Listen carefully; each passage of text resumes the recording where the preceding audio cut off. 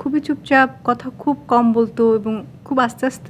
আরিফিন, তোমাদের সাকিবকে জিজ্ঞেস করা উচিত যে আবারও বিতর্কের মুখে ঢালিউড মেগাস্টার শাকিব খান। বিতর্ক যেন কোনোভাবেই ছাড়ছে না শাকিব খানকে, কেননা শাকিব খান ও পূর্ণিমার বেশ কিছু ঘনিষ্ঠ হওয়া ছবি ব্যাপক পরিমাণে ভাইরাল হয়েছে সোশ্যাল মিডিয়ায় এবং চারিদিকে গুঞ্জন উঠেছে এই ছবিগুলাই নাকি সত্য।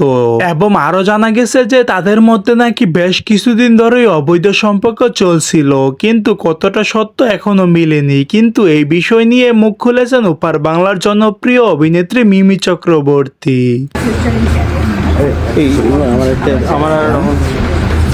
অভিনেত্রী মিমি চক্রবর্তী প্রকাশ্যে শাকিব খানকে নিয়ে মুখ খুলেছেন। তিনি বললেন, সাকিব, ছি এসব কেমন ধরনের নোংরামি, তোর থেকে এমনটা নোংরামি কখনোই আশা করিনি। তোকে অনেক ভালো মনে করেছিলাম, কিন্তু একের পর এক বিতর্ক জন্ম দিয়ে তুই আমার মন থেকে উঠে গেলি, এমনটাই দাবি করেছেন মিমি চক্রবর্তী।